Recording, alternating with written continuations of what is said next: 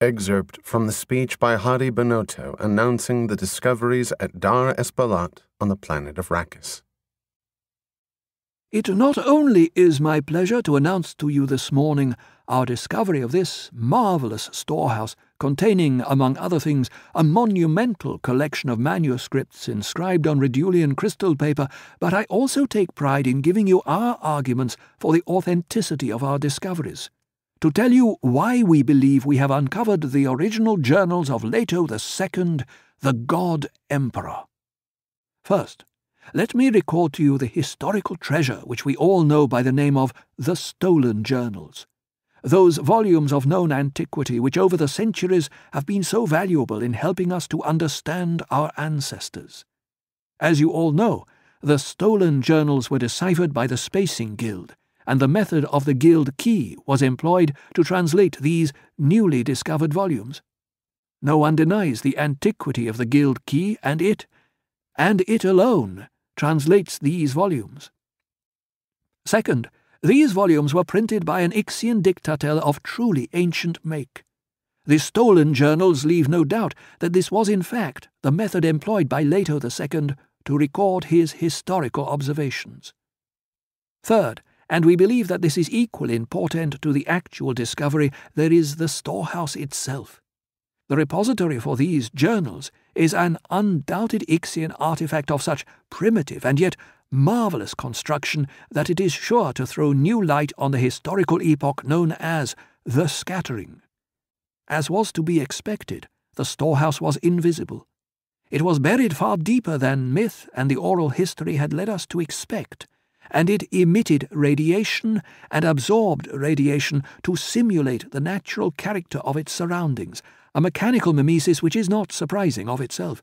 What has surprised our engineers, however, is the way that this was done with the most rudimentary and truly primitive mechanical skills.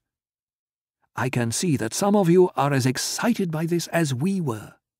We believe we are looking at the first Ixian globe, the no-room from which all such devices evolved.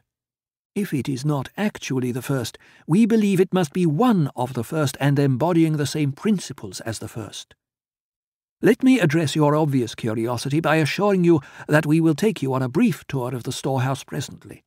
We will ask only that you maintain silence while within the storehouse, because our engineers and other specialists are still at work there unravelling the mysteries.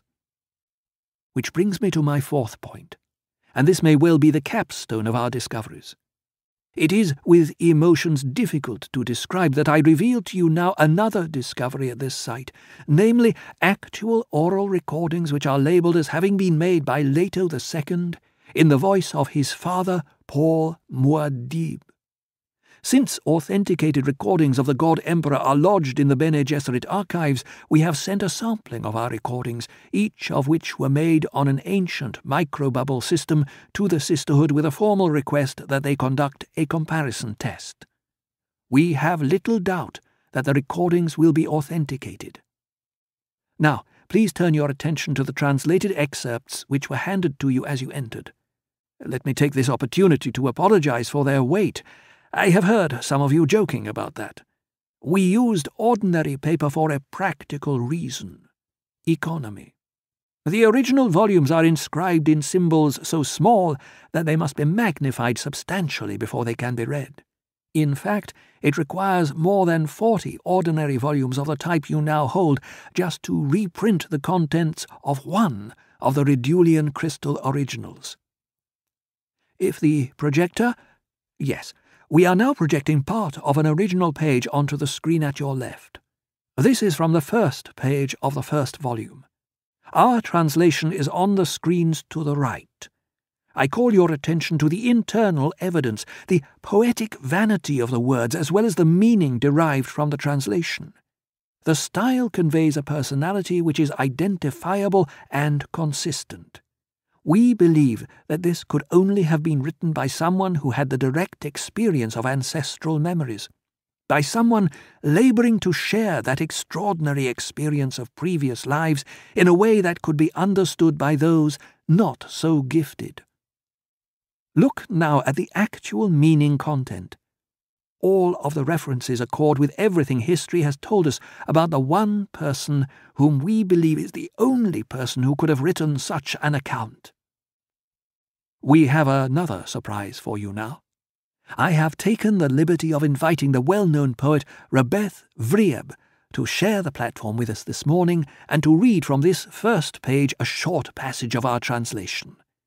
It is our observation that, even in translation, these words take on a different character when read aloud. We want to share with you a truly extraordinary quality which we have discovered in these volumes. Ladies and gentlemen, please welcome Rebeth Vrieb.